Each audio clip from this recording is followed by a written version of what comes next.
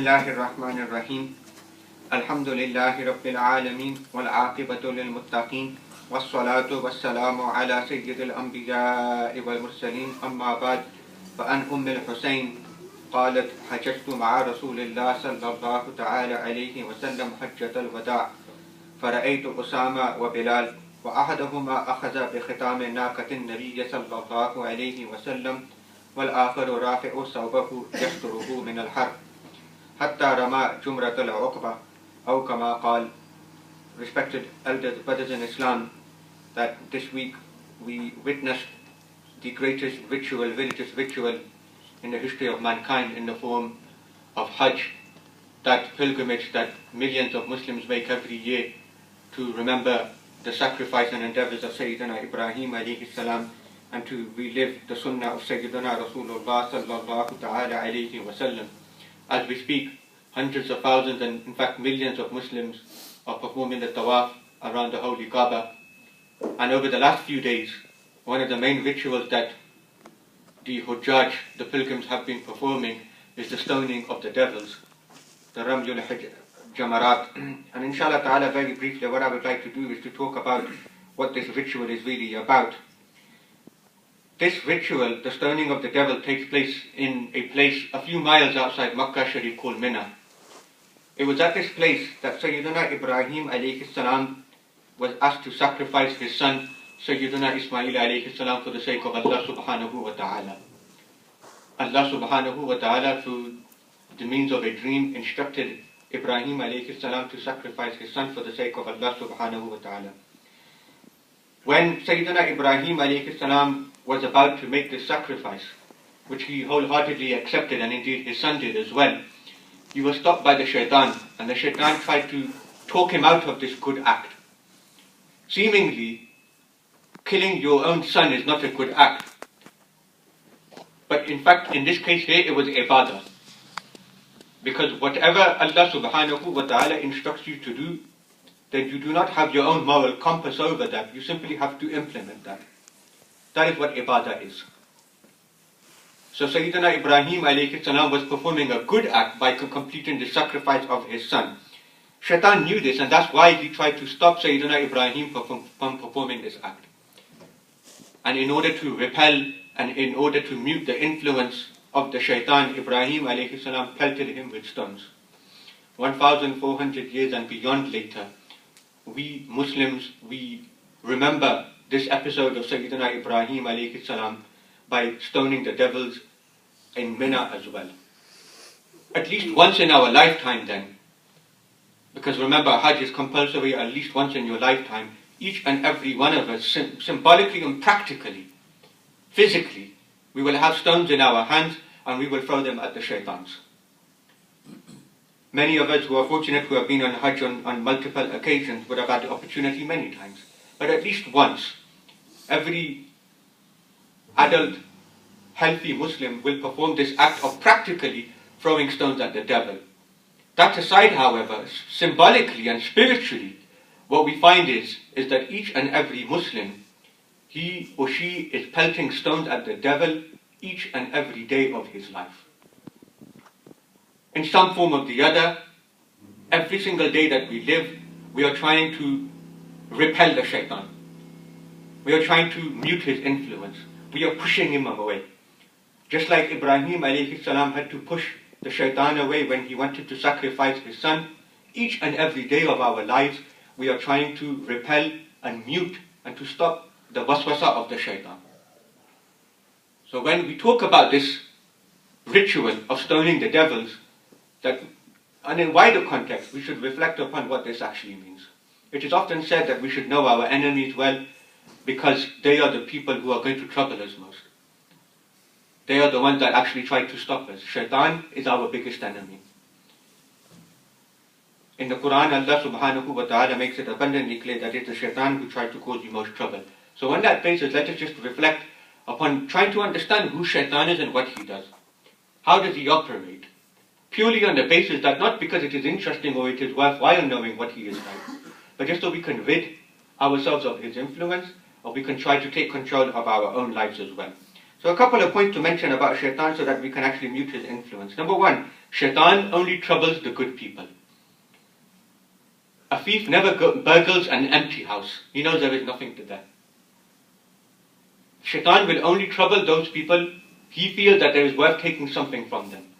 That is why the devil will not spend time occupying his efforts with the non-Muslims. Why? Because they're already misguided. They are already well away from the straight path. What is Shaytaan going to do wasting time with them? Shaytaan is going to spend time trying to take away valuable things from people, meaning our iman. So that is why most of the troubles, most of the despair, most of the anxiety that people face in this day and age, it is the Muslims who are doing it. And this is the influence of the Shaytaan. So the fact, and this is we have to put this across very delicately, the fact that Shaytaan troubles us, the fact that sometimes we have whispering doubts in our minds, the fact that we have these satanic thoughts sometimes, that is actually an indication of Iman. It is not part of Iman, it is an indication of Iman. The companions, Ridwanullahi alayhim ajma'in, who were the best Muslims ever to have lived, they came to the Prophet sallallahu alayhi wa sallam and said, Ya Rasulullah, sometimes we have thoughts so bad that we can't even mention in words to you, Ya Rasulullah, what those thoughts are. That's how bad they are. Our Prophet alayhi salatu wasalam said that, is that the case? The companions affirmed, yes, that is the case. To which our Messenger sallallahu alayhi wa sallam said, Zalika sarihul iman. That is in fact a clear indication of Iman. That is actually a good thing. Sometimes youngsters come to the Imams, they come to the ulama kiram and say that, at our young age, we're always getting satanic thoughts. We're always getting the wrong thoughts into our heads.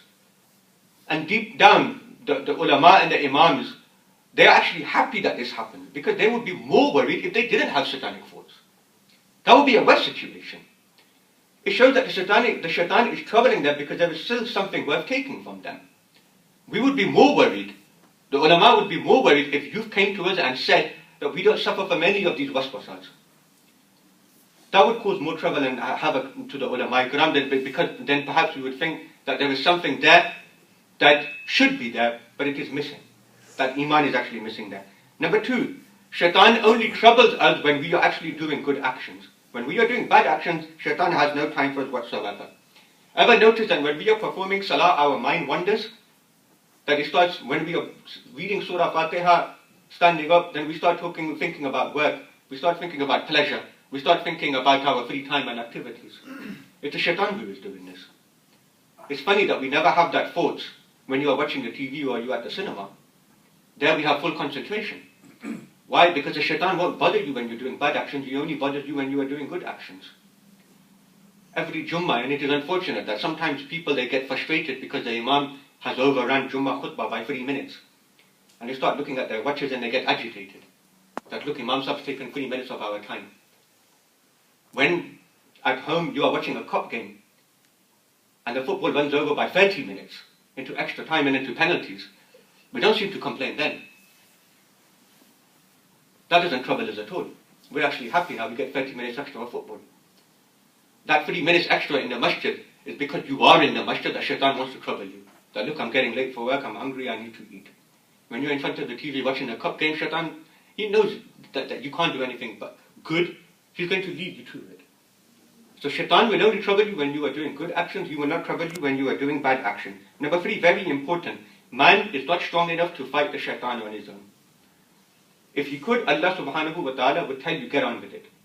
He would say to you, here's the Shaitan, here is his influences, here is his powers. Man, you are able to overcome him, now do it. You can't do that. If you could, Allah would tell you to do it, but you can't. Man is weak, man is feeble, man comes under the influence of Shaitan. That is why Allah subhanahu wa ta'ala says, read ta'awwuz, a'udhu billahi minash shaitanir rajim as much as possible.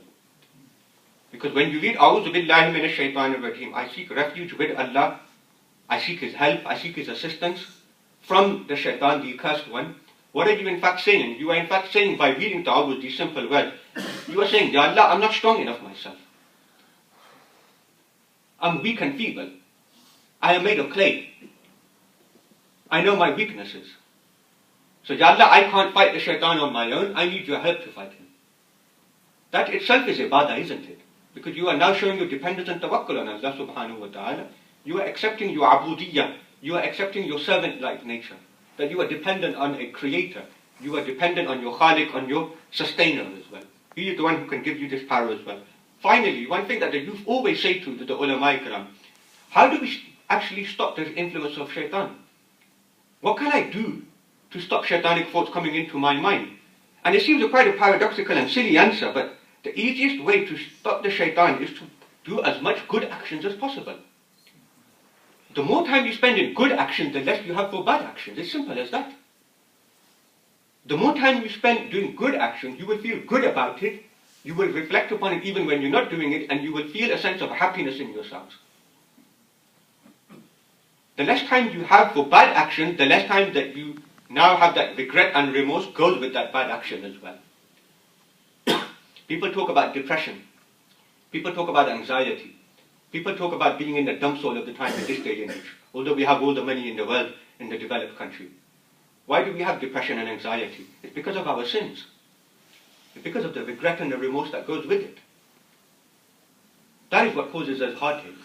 And that is what keeps us up at night. The way to get rid of the influence of the shaitan is spend as much time as possible doing good actions, and when we do that, we have less time for doing bad actions. If Zayd, for example, spends 11 hours in a day doing good actions, and in the evening he has 1 hour free now, even if he contemplates doing bad actions now, his conscience will stop him from doing it. Sooner or later, he will realize that, look, I've just spent 11 hours doing good actions. There's an hour left of my time. Why am I going to spend that doing bad actions now? What will that say about the rest of the 11 hours that I had? Man has a conscience unlike animals. That is the main difference between humans and animals. When an animal, for example, when a cheetah or when a tiger attacks an animal to eat, it does not for one moment think that this deer or this antelope, that bichara has a family to feed. It's too young. It's so cute and so beautiful. Look, I'm about to eat it. Animals don't have that conscience. Animals just think to themselves, here is an animal, it is my food, I'm going to eat it. No emotions whatsoever. It's calculated. No emotions, no sentiments. The difference between animals and humans is the conscience. We have regret. We have emotions, we have sentiments. When we do bad actions, then we reflect upon our actions. What have I done? How many people have I harmed? How much can I actually put that right now? So the reality is that the more bad actions we do, the more depressed we get. The more we regret it, and the more we lose our happiness. The more we lose that smile in our faces. The way to mute that is to not so much to concentrate on the bad actions and think about them too much, is to spend as much time as possible in doing the good actions. Allah subhanahu wa ta'ala has created everything in pairs. He has created angels, He has created the shaitan as well. It is so we can appreciate the difference between good and bad. Allah subhanahu wa ta'ala wants you to understand what good and evil is. He wants you to understand the power of the prophets. He wants you to understand the power of the shaitan as well. The purpose is that you can compare and contrast and know what is right. Shaitan is an integral part of our lives in the sense that it makes us understand what is good and bad. But he can be overcome. Because Shaitan himself said, when he was given eternity by Allah subhanahu wa ta'ala, a promise that he could live forever, then out of pride almost, out of arrogance, Shaitan said to Allah subhanahu wa ta'ala, لَأُغْوِيَنَّهُمْ أَجْمَعِينَ, I shall betray and I shall misguide all of them. إِلَّا عِبَادَكَ مِنْهُمُ الْمُخْلَصِينَ, except your khalis, mukhlis, sincere servants. Even Shaitan admitted now that I can't touch these people. So the influence of the shaitan can be overcome by the zikr of Allah subhanahu wa ta'ala, by engaging in good actions as much as possible.